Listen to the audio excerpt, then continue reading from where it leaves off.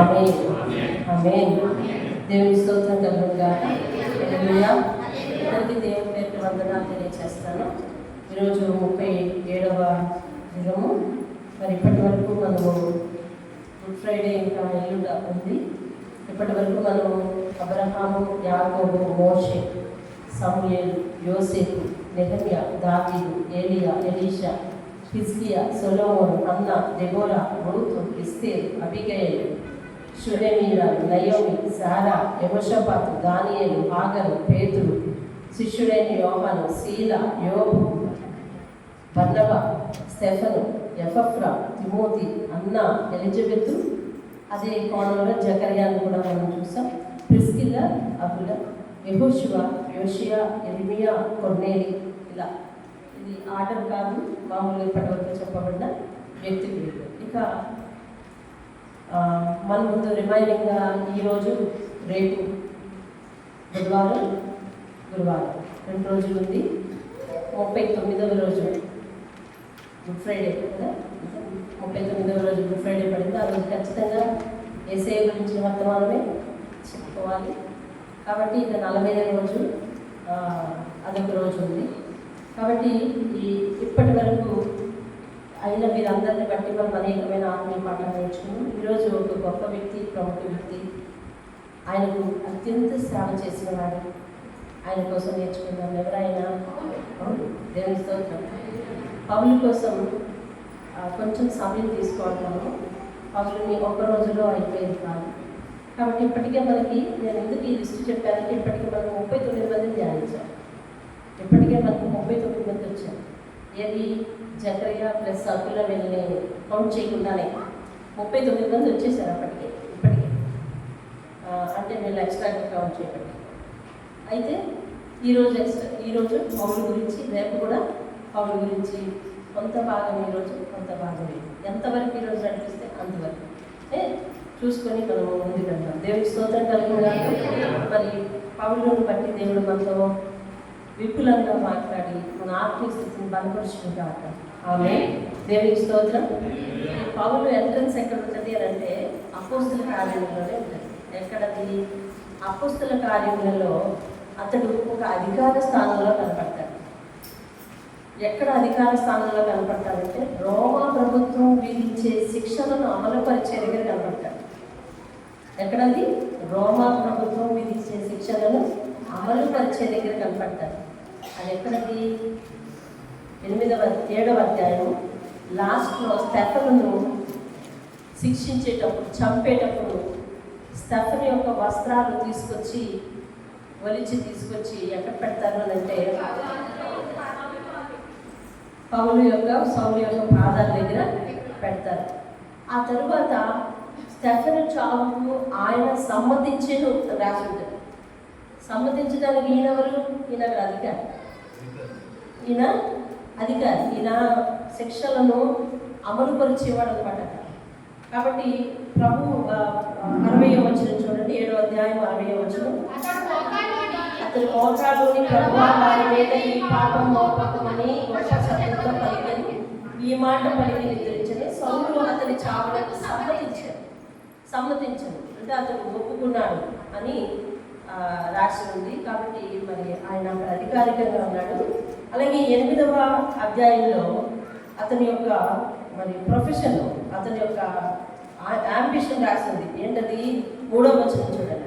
సౌలైతే ఇంటింట చొచ్చి పురుషులను స్త్రీలను ఈడ్చుకుని పోయి చెరసాలలో వేయిస్తూ సంఘాన్ని పాడు చేస్తున్నాడంట.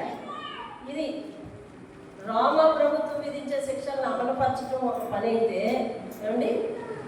అయితే, అతడు యాంబిషన్ అంటే అతను కోరిక చూసారా? సౌలైతే ఇంటింటా చొచ్చి ఇళ్ళంటబడి వెళ్ళి ఎవరిని చేస్తున్నాడు అంటే నాకు క్రీస్తు పదంలో ఉన్నవాళ్ళని, క్రీస్తు మార్గంలో ఉన్నవాళ్ళని ఇట్లా చేస్తున్నాడు. ఎందుకు? ఈయనెవరు కదా, ఈయనెవరు? ఎందుకు ఇతనికి క్రీస్తు మీద, క్రీస్తు మార్గం మీద అంత కక్ష?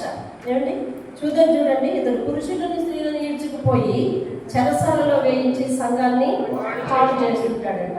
అలాగే 9వ వచనం ఎంట్రన్స్లో కూడా ఆయన కోసం రాసింది ఏమంటే, సౌలు ఇంకను ప్రభు యొక్క శిష్యులను బెదిరించుట హత్య చేయుట.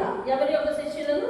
ప్రభు యొక్క శిష్యులను బెదిరించుట, హత్య చేయుట అను హత్య చేయుటను తనకు ప్రాణాధారమైనట్లు, అదే తనకు వృత్తిలాగా అన్నమాట. అదే తనకు బ్రతకటానికి ఒక వృత్తిలాగా తీసుకున్నాడంట. అంత పటిష్టంగా చేస్తున్నాడు ఆ పనిని. ఏమండి, అటువంటి పరిస్థితిలో ఉన్నవాడు అతనికి ఎందుకు ఈ క్రీస్తు మీద అంత కోపం? అసలు ఆయన ఎవరు అనేది చూస్తే అపోస్తల కార్యాలు 22వ అధ్యాయము 3వ వచనం ఆయన గురించి ఆయనే ఇంట్రడక్షన్ చెబుతూ ఆయన ఒక బయోడేటా అక్కడ చెప్తాడు. 22:3వ వచనం చూడండి. అక్కడ చెప్తున్నాడు చూడండి, పౌలే చెప్తున్నాడు, నేను కిలికియలోని తార్సులో పుట్టిన యూదుడను. కిలికియలోని తార్సులో పుట్టిన యూదుడను. అయితే ఈ పట్టణములో గమలీయేలు పాదముల దగ్గర పెరిగి ధర్మశాస్త్ర సంబంధము నిశ్చయందు శిక్షితుడనై మీరందరూ నేనున్న ప్రకారం దేవుని గురించి ఆసక్తుడనై ఉండి. చాలు, అతనికి దేవుని ఎంత ఆసక్తి ఉంది. ధర్మశాస్త్రంలో నిష్ఠ ఉంది.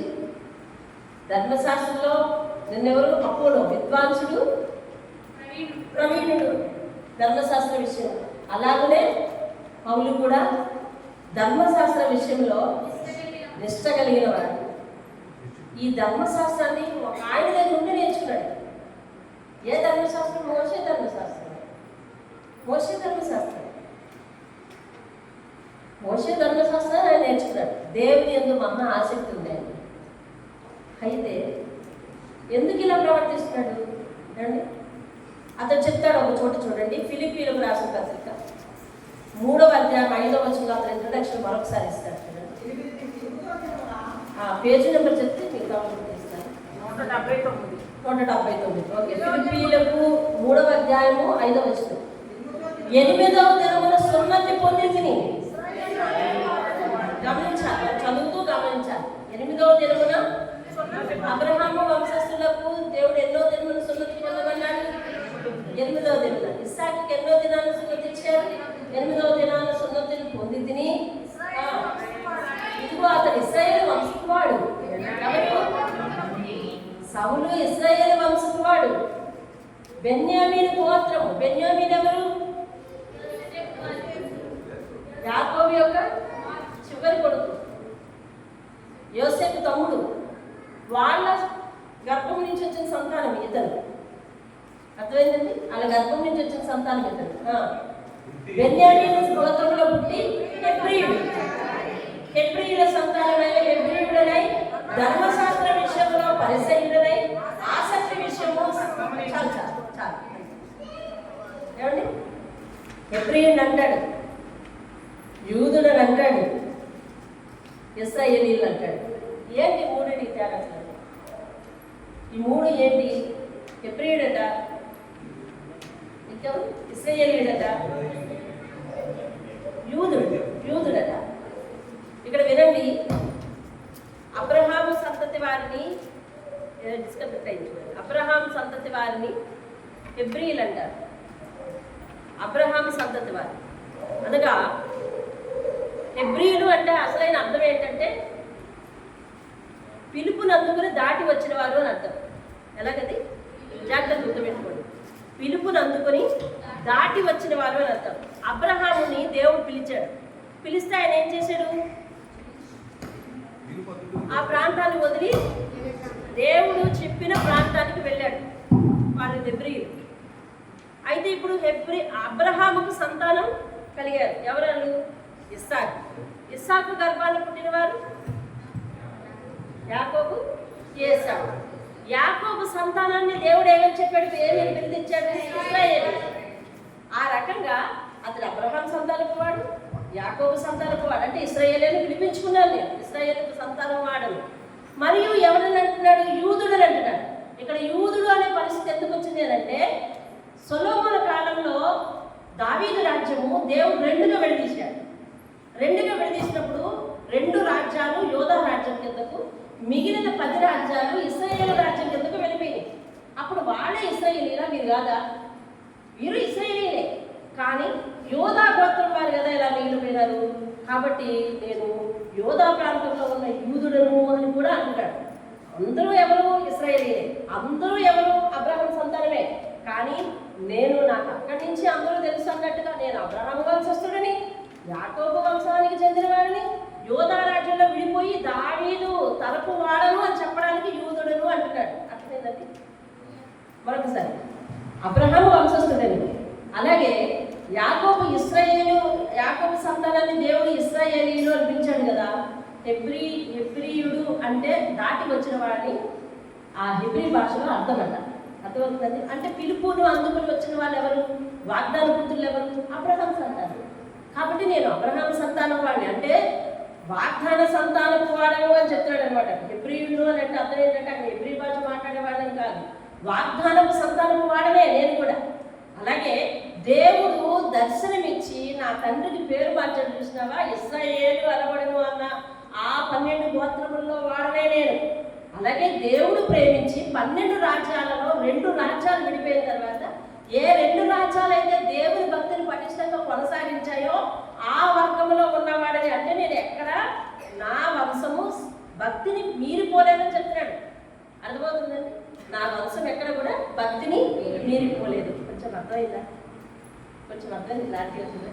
నా వంశం ఎక్కడ కూడా భక్తిని మీరిపోలేదు అని చెప్తున్నాడు. ఇప్పుడు మోషే ఏర్పాటు చేసిన ఆ ధర్మశాస్త్రం విషయంలో అతడు చాలా పటిష్టంగా నేర్చుకున్నట్టు. ఎందుకు నేర్చుకోవాలనుకున్నాడు? ఎందుకు ఒక ఆయన దగ్గరికి వెళ్ళి గమలియేలు పాదాల దగ్గర అంటాడు కదా, గమలియేలు పాదాల దగ్గర ఎందుకు నేర్చుకోవాలనుకున్నాడు? గమలియేలు పాదాల దగ్గర నేర్చుకోవాలి, ఈ ధర్మశాస్త్రం ప్రత్యేకంగా నేర్చుకోవాలి అనే ఆశ ఆయనకి ఎందుకు వచ్చింది? దేవుడు అంటే ఆయన చాలా నిష్ట, దేవుడు అంటే ఆయన చాలా ఆశ. ఎవరి గురించి ఇదంతా చెప్తున్నాను? సౌలు కోసం. అయితే ఇతడు క్రీస్తుకు అంత విరోధి ఎందుకు? అయ్యాడు అనంటే, ఇప్పుడు యేసు వచ్చిన తర్వాత అతను బోధించే మార్గం ఏంటి? క్షమాపణ మార్గం, రక్షణ మార్గం, సిలువ మార్గం, పాప విమోచన మార్గం కదా. కానీ ధర్మశాస్త్రం దేని మీద ఆధారపడిందండి? కఠినమైన శిక్షల మీద ఆధారపడింది, సంప్రదాయాల మీద ఆధారపడింది. అవునా? ధర్మశాస్త్రం దేని మీద ఆధారపడింది? కఠినమైన శిక్ష. తల్లిదండ్రుల మాట వెంటనే దీన్ని ఏం చేయాలి? ఊరు మధ్యలో తీసుకొచ్చి రాళ్ళు వేసుకొట్టేసి చంపేయాలి. వ్యభిచారంతో దొరికాడు, ఏం చేయాలి? రాళ్ళు వేసుకొట్టేసి చంపేయాలి. అర్థమవుతుందండి? ఎవరినైనా దొంగిలించారు, వాడికి ఏం చేయాలి? ఇలా ఏవో కఠినమైన శిక్షలు ఉన్నాయి. అంటే ధర్మశాస్త్రాన్ని నేర్చుకొని పంటికి పన్ను కంటికి కన్ను అనే రీతిలో దెబ్బకు దెబ్బ అన్నట్టుగా ఉండే తత్వం అంటే ఆయన యేసు తత్వం. మరి యేసు బోధించిన తత్వం ఏంటి? మరి క్షమాపణ. ఈయన వచ్చేసరికి ఏం బోధించాడు? క్షమాపణ. హృదయ శుద్ధి ఎక్కడ ఉండాలంటాడు? వాక్యాలు వెల్లివేయటంలో ఉండాలంటున్నాడా? మనసులో ఉండాలంటున్నాడా? మారు మనసు అనే దాన్ని కాన్సెప్ట్ తీసుకొచ్చాడు యేసయ్య. పాప క్షమాపణ అనే కాన్సెప్ట్ తీసుకొచ్చాడు యేసయ్య. ధర్మశాస్త్రం పాప క్షమాపణ గురించి చెప్పలేదు. ధర్మశాస్త్రం ఏం చెప్పింది? తప్పు చేసావా శిక్ష భరించి తీరాల్సిందని చెప్పింది. అవునా? ఇప్పుడు యేసయ్య ధర్మశాస్త్రము ఏది నెరవేర్చలేదు? పాప క్షమాపణ ఇవ్వలేదు, పాపికి శిక్ష తప్పదనిపించింది అని చెప్పింది. కానీ యేసయ్య వచ్చి ఏం చేశాడు? పాప క్షమాపణ నుంచి పాపికి శిక్ష నుంచి తప్పించాడు. ఇప్పుడు ఇది ఎలా ఉందండి? ధర్మశాస్త్రం పూర్తి విరుద్ధంగా అనిపించింది వాళ్ళకి, కాబట్టి కొత్త మార్గం తెస్తున్నారు అనిపించింది వాళ్ళకి. దేవుడు ఒక్కడే కదా, యేసును పట్టుకొచ్చి మళ్ళీ దైవత్వాన్ని ఆపాదిస్తున్నారని వాళ్ళకి కోపం వచ్చింది. యూదులందరూ అందుకే యేసుక్రీస్తు శిష్యుల మీద తిరగబడ్డారు. స్టెఫెన్ను శిక్షించిన వాళ్ళు ఎవరు? యూదులే. స్టెఫెన్ ఎవరికి బోధ చేశాడు? అయ్యా మన పితరులు అన్నాడు. ఎవరికి బోధ చేశాడు? దేవుని ప్రజలకే బోధ చేశాడు. పరిసయ్యులు అంటే ఎవరు? ధర్మశాస్త్రాన్ని నిష్ఠాగరిష్టంగా పాటించేవాడు. వాడు ధర్మశాస్త్రం మక్కి వాళ్ళ నోట్లో కంఠస్థం వాళ్ళకి. పరిసయ్యులు యేసు వెనకలు ఉండి యేసుని ఎందుకు శోధించారు? ధర్మశాస్త్రం ఏమో శిక్షించంటుంది. అందుకే కదా వ్యభిచార స్త్రీ దగ్గరికి తీసుకెళ్ళి ఏం చేస్తావో తేల్చండి అన్నారు. అప్పుడు యేసై ఏం చెప్పాలి అనుకున్నారు వాళ్ళు? రాళ్లతో కొట్టి చంపాలి అని అనుకున్నారు. అది నెరవేర్చలేదు కాబట్టి వీడు ధర్మశాస్త్రం విరోధి అని స్టాంప్ వేశారు. ఇది పరిసయ్యుల యొక్క లక్షణం ఏంటి అంటే, ఇతను ఒక పరిసయ్యుడు, ఇతను ఒక ధర్మశాస్త్ర నిపుణుడు, అర్థమవుతుందండి. ఇతను ఒక యూదుడు. వీరు ధర్మశాస్త్రాన్ని మాత్రమే నమ్ముతారు, దేవుడు ఒక్కడే. ఇప్పుడు యేసుక్రీస్తు కొత్తగా వచ్చిన దేవుడు అనిపించింది, అర్థమవుతుందండి. కానీ ధర్మశాస్త్రము దైవ కుమారుని గురించి ప్రత్యేకంగా ప్రవచించలేదని వాళ్ళు నమ్మారు. కానీ ఆదికాండం 3వ అధ్యాయంలోనే యేసయ్య గురించి ప్రవచనం ఉంది, అవునా? ఎక్కడ? ఆదాము హవ్వ పాపము చేసి వారు దేవుని ఎదుటకు రాలేకపోయినప్పుడు దేవుడు వారికి వస్త్రములు పుట్టించి ఇవ్వడం కోసం ఒక జంతువును బలిచ్చారు. అప్పుడు జంతువుని బలిచ్చి వాళ్ళకి వస్త్రాలు ఇచ్చిన తర్వాత వాళ్ళు ఏమయ్యారు? దేవుని ఎదుట నిలబడగలిగారు. అంటే అక్కడ బలి అయిన పశువు యేసుకు సాదృశ్యంగా ఉంది. కానీ వీరు లేఖనాల లోతుల్ని గమనించక యేసయ్య గురించి ప్రవచనమే ధర్మశాస్త్రంలో లేదు కాబట్టి ధర్మశాస్త్రంలో లేని దేవుణ్ణి తీసుకొస్తున్నారని చెప్పి వీళ్ళు కక్ష కట్టి కోపాలు పెంచుకున్నారు. అర్థమైంది? దీనికి ధర్మశాస్త్రానికి విరుద్ధమైనది ఏదైనా చెప్తుంటే వీళ్ళు ఏమంటున్నారంటే దైవ దూషణ చేస్తున్నారు అంటున్నారు. యేసయ్య ఏం చెప్పాడు? నేను దేవుని కుమారుని అని చెప్పాడు. ధర్మశాస్త్రం ఏమని చెప్తుంది? దేవుడు ఒక్కడే అని చెప్తుంది. దేవుడు ఒక్కడే అని చెప్తే ఇదిగో ఎంతకంటే మీకు సాక్ష్యం ఏం కావాలి? ఇదిగో ఈయన దేవుణ్ణి దూషిస్తున్నాడు, దేవుణ్ణి దూషిస్తున్నాడు, ఇతడే దేవుడు అంటున్నాడు, అంతకంటే తప్పే ఉంది అని వాళ్ళందరూ నిలదీశారు. అర్థమైందండి. ఇప్పుడు సౌలు ఎవరండి? ధర్మశాస్త్రం నిష్ఠారు, దేవుని యొక్క ఆసక్తి కలిగిన వారు. అయితే క్రీస్తు మార్గం ఈయనకి ఏం అవ్వలేదు, బోధపడలేదు.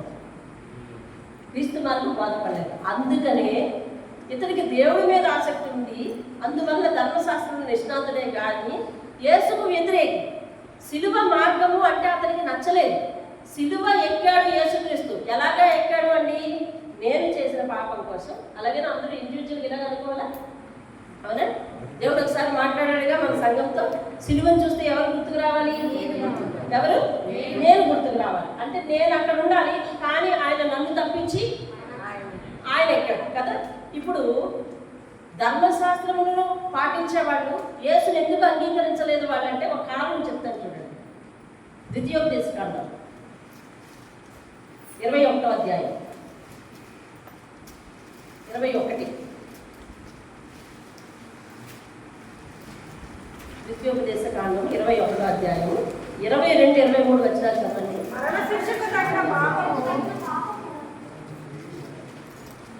ఏం చదువుతున్నారు మీరు?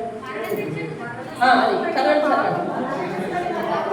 మరణ శిక్షకు తగిన పాపము ఒకరు చేస్తే అతను చంపి వాని మీద వేలాడదీసిన ఎడల అతని శవము రాత్రి వేళ ఆ వాని మీద నిలవకూడదు. తర్వాత వేలాడదీయబడిన వాడు దేవునికి శాపగ్రస్తుడు గనుక నీ దేవుడైన యెహోవా స్వాస్థ్యముగా వేయించుచున్న దేశములో నీవు అపవిత్రపరచబడినట్లు అగత్యముగా ఆ దినముల వారిని పాతి పెట్టవలెను. అదేంటి? శాపగ్రస్తుడు సిలువ మాను మీద వేలాడాలి అని ఎవరు చెప్పారు? ధర్మశాస్త్రం చెప్పారు. శాపగ్రస్తుడు సిలువ మీద వేలాడతారు కాబట్టి మన దేశం అపవిత్రపరచబడకుండానట్లు సిలువ మాను మీద ఉన్నవాడిని సాయంత్రం కల్లా కిందకి దింపేసి వెంటనే పాతి పెట్టాలి. ఫస్ట్ నెంబర్ 1 సిలువ మీద ఎవరు ఎక్కుతారట? శాపగ్రస్తులు ఎక్కుతారు. ఇప్పుడు యేసయ్య సిలువ ఎక్కాడు కాబట్టి వీళ్ళకి ఏమని అర్థమైంది? శాపగ్రస్తులు. అసలు ఆయన ఎవరి శాపాన్ని మోసాడు? లోక పాపమును మోసుకొని పోవు దేవుని గొర్రె పిల్లని ఎవరు ప్రవచించారు? యెషయా ప్రవచించారు. ధర్మశాస్త్రంలో లేకపోయింది ఆ మాట స్పష్టంగా. ఇది స్పష్టంగా ఎక్కడైతే లేదో వాళ్ళు దాన్ని పట్టుకున్నారు. లేదు కదా. అదేంటండి? పస్కా బలి పశువు ఎవరండి? యేసయ్య. నిర్గమకాండంలో సంహార దూత ఆ వీధిలో పడి వెళ్ళిపోతున్నప్పుడు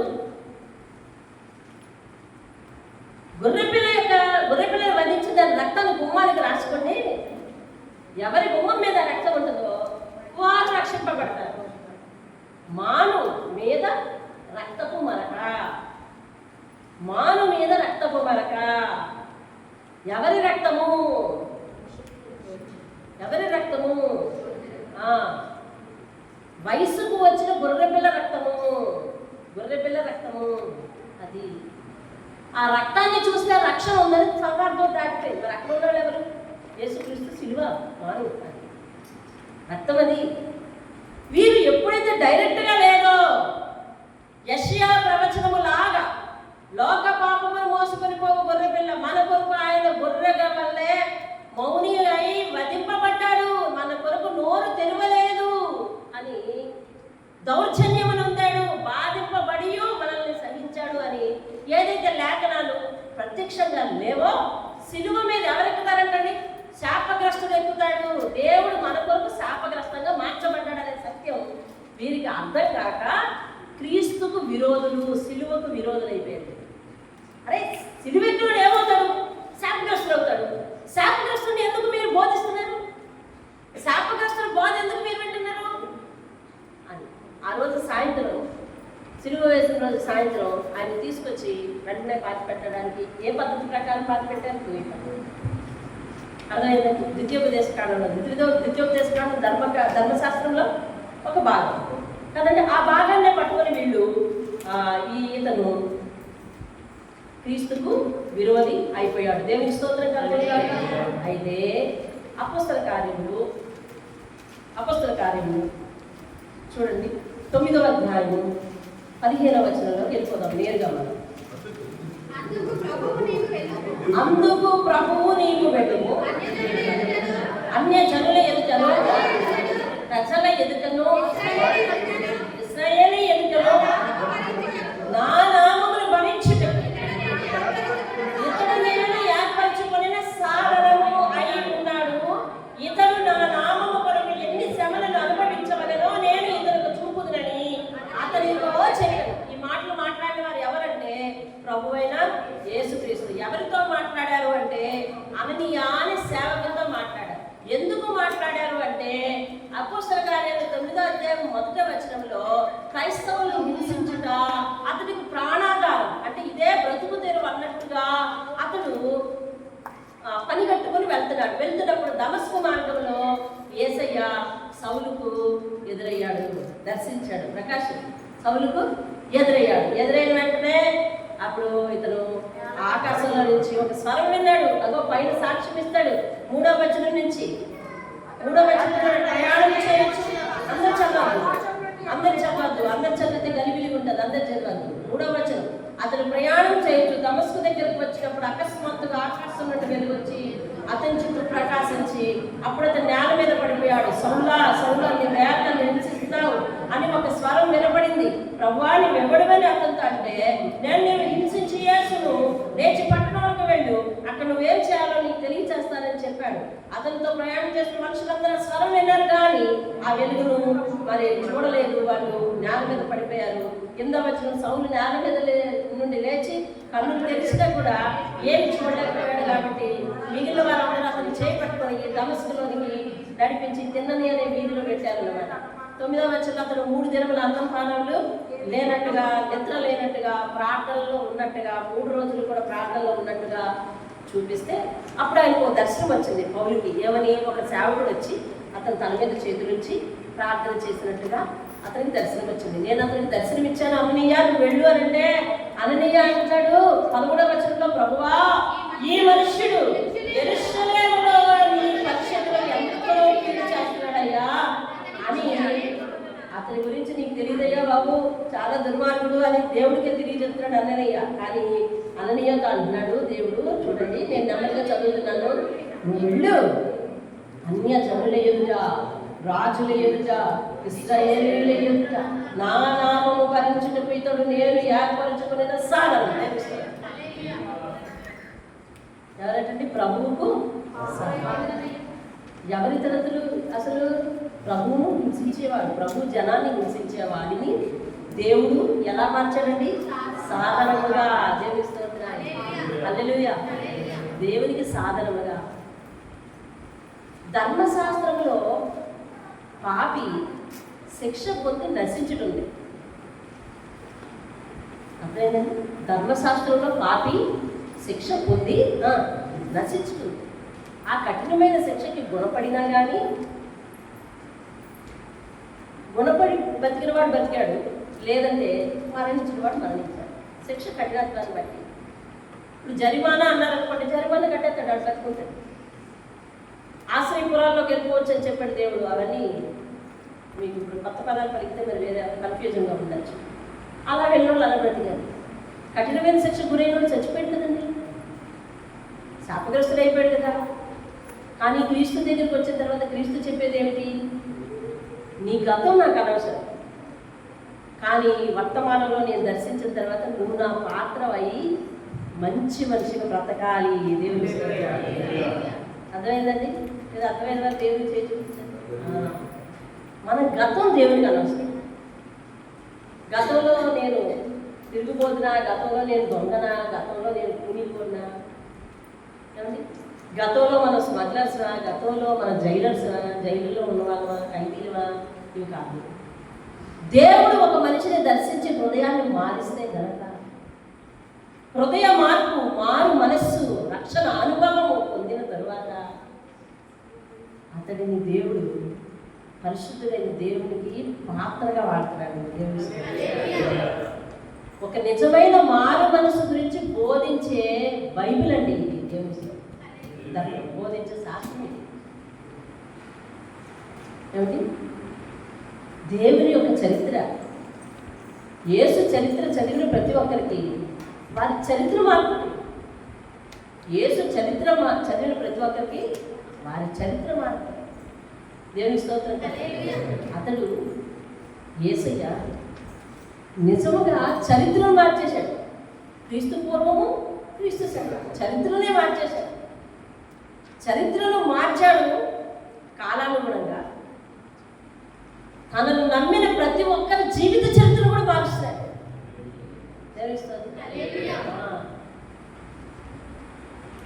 అతని కథే ఒక చరిత్ర.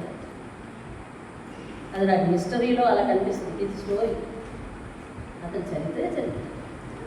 దేవుని స్తోత్రం. అతని చరిత్ర మార్చాడు. ప్రభువుకు సాధనం అంటే ఇప్పుడు అన్ని జనుల దగ్గర ప్రకటించేవాడంట. ప్రభు నేను ఎందుకు ఎన్నుకుంటున్నాడు ఆలోచించాలి.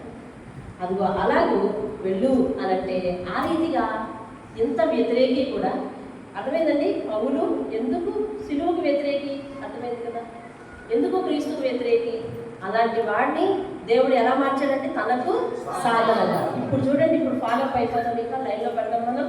9వ అధ్యాయము మన 21వ వచనం, 19వ వచనం. పిమ్మట అతడు దమస్కులో ఉన్న శిష్యులతో కూడా కొన్ని దినములు ఉన్నాడు. సమాజ మందిరంలో యేసే దేవుని కుమారుడని ప్రకటిస్తున్నాడు. మొదలు పెట్టాడు ఫస్ట్ వాయిస్ కదా, యేసే దేవుని కుమారుడు. దేవుని స్తోత్రం కాదు. ఇంతకుముందు స్టెఫన్ ఇదే మాట అంటే నువ్వు దైవ దోషం చేస్తున్నావు అన్నాడు. నువ్వు దైవ దోషం చేస్తున్నావు అన్నాడు స్టెఫన్. అంతే కదా. కానీ ఇప్పుడు ఇతడు ఏమంటున్నాడు? ఇప్పుడు దూషించిన నోరు అదే ప్రకటించేలాగా మార్చే శక్తి దేవునికి ఉంది. దేవుని స్తోత్రం కదా. ఇక పక్కకి వెళ్ళిపోదాం చూడండి అదే అధ్యాయంలో. అయితే సౌలు 22వ వచనం, సౌలు మరి ఎక్కువగా బలపడి ఈయనే క్రీస్తు అని రుజువుపరచు దమస్కులో కాపురం ఉన్న యూదులను కలవరపరిచాను. దేవుని స్తోత్రం కదా. అక్కడి నుంచి శిష్యులందరినీ వెతుక్కుంటూ వెళ్ళాడు. 26 నుంచి 29 వచనం వరకు శిష్యులందరినీ వెతుక్కుంటూ వెళ్ళాడు. యెరూషలేములోకి వచ్చాడు. శిష్యులు ఎక్కడున్నారో కనుక్కున్నాడు. వాళ్ళ దగ్గరికి వెళ్ళాడు. వెళ్ళినట్టు వీళ్ళందరూ పెట్టి చచ్చిపోయారు. ఎందుకని వచ్చాడురా బాబు మమ్మల్ని ఏదో వేసేస్తాడు అని. అయితే ఇతను చేసే సేవ బర్నబా విన్నాడు. బర్నబా కోసం చెప్పుకున్నప్పుడు మనం విన్నాం. అందుకని నేను స్పీడ్గా దాటుకోలేకపోతాను. బర్నబా కోసం విన్నాం. బర్నబా ఏమన్నాడంటే ఇతడు ఎంతకుముందు మనిషి కాదు, ఇప్పుడు దేవుని సేవకుడు. ఇతను చేస్తున్న సేవ నేను విన్నాను, కాబట్టి ఇతను మనలో ఒకటిగా ఉండడానికి వచ్చాడు అని బర్నబా వెనకొచ్చిన వాడు. శిష్యులు ముందున్నారు, వెనకొచ్చిన వాడు అతన్ని చేరదీసుకున్నాడు. దేవుని స్తోత్రం. హల్లెలూయా. ప్రభువు పాపిని ఎలా చేరదీసుకుంటాడో బర్నబా అలా చేరదీశాడని అతన్ని నమ్మి దేవుని స్తోత్రం కలుగుతాడు. ఇంకక్కడి నుంచి సువార్త చేస్తూనే ముందుకు వెళ్ళడం జరిగింది. తర్వాత 13వ 13వ వచనం నుంచి 13వ అధ్యాయం నుంచి 13వ అధ్యాయం నుంచి ఏమండి మీరు రాసుకున్న వాళ్ళు నోట్స్ రాసుకున్నారు. 13వ అధ్యాయం నుంచి 28వ అధ్యాయం వరకు ఆయన మిషనరీ అన్నమాట. సువార్త సేవ అంతా సువార్త సేవే ఉంటుంది. అయితే ఇందులో చాలా అద్భుతాలు జరిగాయి. 13వ అధ్యాయం చూడండి. 13వ అధ్యాయం నుంచి వాళ్ళు మొదలుపెట్టారు సంఘంలో. 13వ అధ్యాయం సిరియాలోని ఫస్ట్లో అంతియొకేలో ఉంది అని చూసారా? 13వ అధ్యాయం మొదటి వచనాన్ని నేను చదువుతున్నాను. అంతియొకేలో ఉన్న సంఘములో బర్నబా, నిగేర్ అనబడిన సిమియోను, కురేనీయుడైన లూకియా, చతుర్థాధిపతి అయిన హేరోదుతో కూడా పెంచబడిన మన యేసు, అది పేరు, సౌలు అని ప్రవక్తలను బోధకులను ఉండిరి. వారు ప్రభువును సేవించుతూ ఉపవాసం చేస్తూ పరిశుద్ధాత్మ చేయించుండగా పరిశుద్ధాత్మ నేను బర్నబానే పౌలుని సువార్త సేవకు పెంచుకుంటున్నాను, పంపించండి అని వారితో చెప్పింది. అంతటా వారు ఉపవాసం ఉండి ప్రార్థన చేసి వారి మీద చేతులు ఉంచి వారిని పంపారు. దేవుని స్తోత్రం. ఇంకా అక్కడి నుంచి వారు సెలువియా అనే ప్రాంతం, కుప్రా అనే ప్రాంతం, ఇంచుమించు మీకు ఎవరికైనా నోట్స్ కావాల్సి ఇస్తాను. వారు ఆయన ఎన్ని ప్రాంతాలు సువార్తకు వెళ్ళాడు, ఎన్ని ప్రాంతాలు సేవకు వెళ్ళాడు వరుసగా నేను డిస్కస్ చేశాను. అదే ఇంకా చేస్తున్నాను. ఈవేళ మన పార్టీ వరకు చేశాను. ఇంచుమించు ఆయన మనం చెప్పుకునే పాటలను ఇంచుమించు 14 ప్రాంతాలు వెళ్ళొచ్చేసాడు. దేవుని స్తోత్రం. ఏమండి అలాగే సెల్వియా, కుప్రా, సెలమి, పాపు అనే అవన్నీ కూడా వెళ్ళొచ్చేస్తున్నాడు. 7వ వచనం చూడండి. 6వ వచనం. వారు ఆ దీపం అంతటా సంచరించి పాపు అనే ఊరికి వచ్చినప్పుడు గారడీ వాడును అబద్ధ ప్రవక్త అయిన బర్యేసు, వాడి పేరండి బర్యేసు అని ఒక యూదుని చూశారు. ఇతడు వివేకము గలవాడైన సెర్గిపౌలు అను అధిపతి దగ్గర ఉన్నాడు. అతడు బర్నబాను సౌలును పిలిపించి దేవుని వాక్యం వినాలని కోరుకున్నాడు. ఎవరిని కోరుకున్నాడు? గాలిలా. అయితే చూడండి. అయితే ఆ సెర్గిపౌలు అయితే 8వ వచనం. అయితే ఎలుమ ఆ అధిపతిని విశ్వాసం నుండి తొలగింపమని, ఎలుమ అనేవాడు ఎవరంటే గారడీవాడు అనమాట, ప్రయత్నము చేసి వారిని ఎదిరించారు. ఎలుమ అని పేరునకు గారడీవాడని అర్థం. అందుకు పౌలు అనబడిన సౌలు పరిశుద్ధాత్మతో నిండిన వాడే. ఇదిగో మీరు 9వ వచనంలో చూస్తారు. పౌలు అనబడిన సౌలు. ఇక్కడే ఆయన పేరు మారింది. ఎప్పుడు పేరు మారింది తెలుసండి? అతను మార్పు పొందిన తర్వాత, సువార్త ప్రకటించిన తర్వాత, ప్రకటించే శిష్యుల్లో కలిసేంత వరకు ఆయన పేరు ఆయనకే ఉంది. ఎప్పుడైతే పరిశుద్ధాత్మ ప్రత్యేకంగా ఫలానా ప్రాంతానికి సువార్తకు వెళ్ళి సేవకు వెళ్ళని పిలిచిందో అక్కడికి వెళ్ళి అతడు సువార్త ప్రకటిస్తుండగా అప్పుడు పేరు మార్చినట్టుగా పరిశుద్ధాత్ముడు ఇక్కడ రాయించాడు. 13వ అధ్యాయం 9వ వచనంలో. అందుకు పౌలు అనబడిన సౌలు పరిశుద్ధాత్మతో నిండినవాడే పేరు పిలిచి సమస్త కపటముతోనూ సమస్త దుర్మార్గంతో నిండినవాడా, అపవాది కుమారుడా, సమస్త నీతికి విరోధిని, నువ్వు ప్రభు యొక్క తెల్లని మార్గాలు చెడగొడుతున్నావా, నువ్వు కొన్నాళ్ళు గుడ్డివాడివే ఉండు అని చెప్పి ఒక మాట వదిలేశాడు పౌలు. పౌలు గురించి నిన్న చెప్పుకున్నాం కదా, సేవలో మాత్రం ఎవరైనా ఆటంకం వస్తే కనుక అతనికి కోపం. చూడండి ఆ సందర్భంలో ఒక మాట వదిలేశాడు. వెంటనే అతను గుడ్డివాడు అయిపోయాడండి. ఆ తర్వాత వాళ్ళు మళ్ళీ ఎక్కడికి వచ్చారు చూడండి. 17వ వచనాలు చూద్దాం. 14వ వచనాలు చూద్దాం. అప్పుడు వాళ్ళు పెర్గే నుండి బయలుదేరి పిసిదియలో ఉన్న అంతియోకియా. నేను ఈ ప్రాంతాలు ఎందుకు కొంచెం వివరంగా చెప్తున్నానంటే, నా చర్చిలో నోట్స్ రాసుకునే వాళ్ళు చాలా మంది ఉన్నారు. 13వ అధ్యాయం ప్రారంభంలో అంతియోకియా ఒకటి ఉంది. అంతియోకియా, ఆ అంతియోకియా ఈ అంతియోకియా ఒకటి కాదు. ఇది సిరియాలో అంతియోకియా, అది పిసిదినియాలో అంతియోకియా. రెండు ప్రాంతాలు, 2 అంతియోకియలు వేరు. వీరు అంతియోకియా దగ్గర నుంచి మొదలుపెట్టి 4వ వచనంలో సెలువియా, అక్కడి నుంచి వాడెక్కి కుప్రా, అక్కడి నుంచి సలోమి, అక్కడి నుంచి పాపు, అక్కడి నుంచి పంపులియా, అక్కడి నుంచి పెర్కే, అక్కడి నుంచి పిసిదినియా అంతియోకియా అనే ప్రాంతానికి వచ్చాడు. ఇప్పుడు వచ్చినప్పుడు చూడండి, వాళ్ళు విశ్రాంతి దినమందు సమాజ మందిరంలోకి వెళ్ళి కూర్చుంటే అక్కడ 15వ వచనంలో ధర్మశాస్త్రమును ప్రవక్తల లేఖనములు చదివిన తర్వాత సమాజ మందిరపు అధికారులు, సహోదరులారా, ప్రజలకు మీరైనా ఏదైనా బోధవాక్యం చెప్పాలని ఉన్నాయంటే చెప్పండి అని సైగ చేస్తే పౌలు నిలబడి బోధ స్టార్ట్ చేశాడండి. స్టార్ట్ చేసి ఎలాగ మొదలెడుతున్నాడో చూడండి. ఇశ్రాయేలీయులారా, దేవునికి భయపడలారా, వాళ్ళలారా వినండి. ఇశ్రాయేలును, ఈ ప్రజల దేవుడు మన పితరులను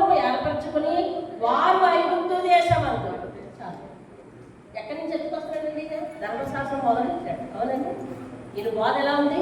ధర్మశాస్త్రం మొదలుపెట్టాడు. మొన్న స్టెఫెన్ ఎక్కడి నుంచి బోధించుకొచ్చాడు? అబ్రహాము దగ్గర నుంచి బోధించుకొచ్చాడు. పౌలు ఎక్కడి నుంచి బోధిస్తున్నాడు? అబ్రహాము దగ్గర నుంచి. అదే వారి దగ్గర నుంచి, వారి పితరులంటే అక్కడి నుంచి మొదలెట్టుకొచ్చారు. చూడండి, ఇక్కడికి వచ్చాక 23వ వచనం చూడండి. అతని సంతానం నుండి వాగ్దానము చొప్పున, ఎవరి సంతానము? అబ్రహాం సంతానమే కదండి. అక్కడి నుంచి మళ్ళీ కిందకి వెళ్ళిపోండి. అబ్రహాం సంతానం పైన యేసేపు గురించి చెప్తున్నాడు, దావీదు గురించి చెప్తున్నాడు. మళ్ళీ ఇక్కడ చూడండి 26వ వచనంకి వచ్చేసరికి అబ్రహాము వంశస్థులారా అంటూ ఉన్నాడు. 30వ వచనంకి వచ్చేసరికి చూడండి, అయితే దేవుడు మృతులలో నుండి ఆయనను లేపెను.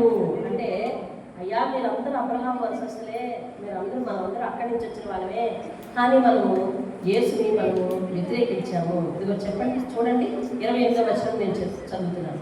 ఆయన యందు మరణములకు తగిన హేతువేదులు కనపడకపోయినను ఆయన చంపబడినని వారు పిలాతును వేడుకున్నారు అని చెప్పి చంపారు. 30వ వచనం, దేవుడు మృతుల్లో నుండి ఆయన లేపాడు.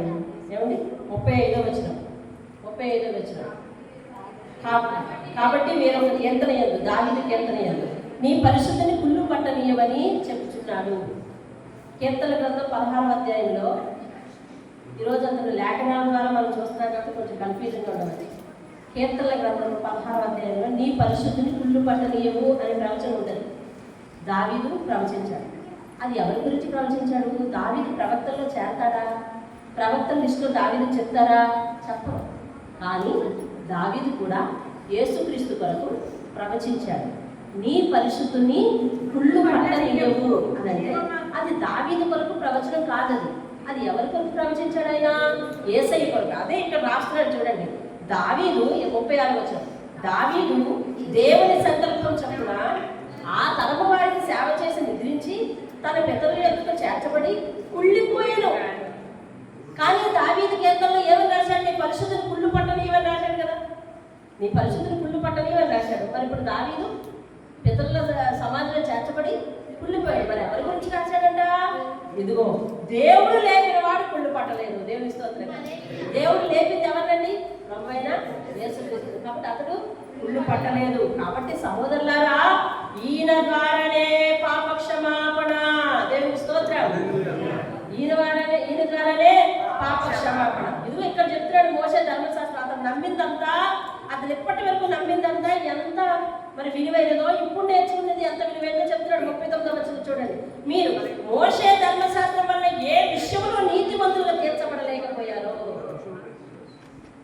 ధర్మశాస్త్రము ఏం చేసిందండి? రాయలాగా ఏం పాపం చేశారు చెప్పు? ధర్మశాస్త్రం చెప్పిన ఏ శిక్ష చూడండి. చూశారు, చెప్పారు, శిక్ష పొందాడు. శిక్ష పొందిన వాడి పేరేం పేరు? నేరస్తుడు కదా. శిక్ష పొందిన వారి పేరేం పేరు? దోషి కదా. శిక్ష పొందిన వారి పేరు ఏం పేరు? పాపి కదా. నీతిమంతుడు ఎక్కడున్నారు? అక్కడ లేదు. కాబట్టి అదే మాట అంటాడు, ధర్మశాస్త్రము ఏ వ్యక్తిని నీతిమంతులుగా తీర్చలేదు. ఏ వ్యక్తిని, అందరి వ్యక్తిని ఏం చేసింది? వారి పాపాన్ని వేలెత్తి చూపించింది, పాపములకు శిక్ష వారి మీద వేసింది. ధర్మశాస్త్రం ఎవరిని నీతిమంతులుగా ఎలా తీర్చలేకపోయిందో ఆ విషయములన్నింటిలో విశ్వసించు ప్రతి వాడు ఈయన వలనే నీతిమంతులుగా తీర్చబడడానికి తెలియను. దేవుని స్తోత్రం. హల్లెలూయా. అక్కడి నుంచి అతను ఈకొనియా అనే ప్రాంతానికి వెళ్ళాడు. ఈకొనియా 14వ అధ్యాయం మొదట్లో ఈకొనియా అనే ప్రాంతానికి వెళ్ళాడు. ఈరోజు దేవుని చిత్తమైనంత వరకు మాత్రమే మనం ధ్యానిస్తాము. మిగిలింది ఇంకా ఆయన సేవా జీవితం చాలా ఉంది. ఆయన రాసిన పత్రికల్లో చాలా విలువైన ఆణిముత్యాలు లాంటి వచనాలు చాలా ఉన్నాయి. అవి రేపుకి వాయిదా వేస్తున్నాం. ఇక్కడ ఆయన ఈకొనియా అనే ప్రాంతానికి వెళ్ళాడు. అక్కడి నుంచి లుస్త్రా అనే ప్రాంతానికి వెళ్ళాడు. 7వ వచనం చూడండి. 14వ అధ్యాయం 7వ వచనం. లుస్త్రా అనే ప్రాంతానికి వెళ్ళాడు. అక్కడ ఒక ఆయన బలహీన పాదములు కలిగిన వాడు ఉన్నాడట. అయితే ఇతను చెప్పే వాక్యాన్ని అతను చాలా ఆసక్తిగా వింటాడు. ఎలా వింటున్నాడండి? ఎలాగ మీరు వింటున్నట్టేనా? చాలా ఆసక్తిగా వింటున్నాడట. వింటుంటే అతనికి ఏమో బలహీన పాదాలు ఉన్నాయి. అతను లేచి నిలబడలేడు. అప్పుడు పౌలు అతను చూసి, నువ్వు నిల్చుంటావా అడిగాడు. నిల్చుంటా. ఏది లేచి వస్తాను నిలబడి అన్నాడు. నేను నిలబడలేను. లేదు, నిలబడి ఒకసారి నిలబడ్డాడు. అసలు కాలు స్వస్థపరచబడిపోయి. అప్పుడు అక్కడ వాళ్ళందరూ ఏమనుకుంటున్నారు తెలుసండి? 9వ వచనం చూడండి. అతడు పౌలు మాట్లాడటం వినను. 11వ వచనం చూడండి.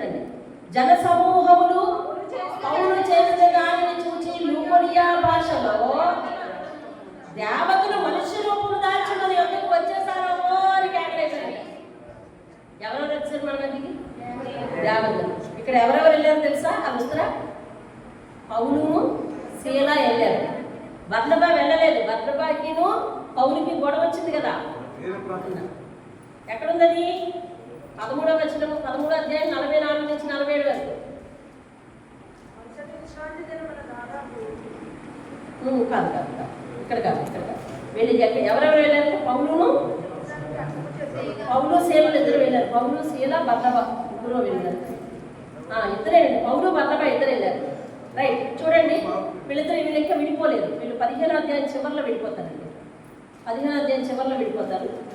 ఇక్కడికి వెళ్ళిన తర్వాత వాళ్ళందరూ అనుకున్నారంట, దేవతలే మన మధ్యకి మనుషుల రూపంలో వచ్చారు, తప్పనిసరిగా వీళ్ళకి బలిచ్చేయాలి అని చెప్పేసి వాళ్ళు చూడండి కేకలు వేసి బర్నబాకేమో ద్రుపది అని పేరు పెట్టారట.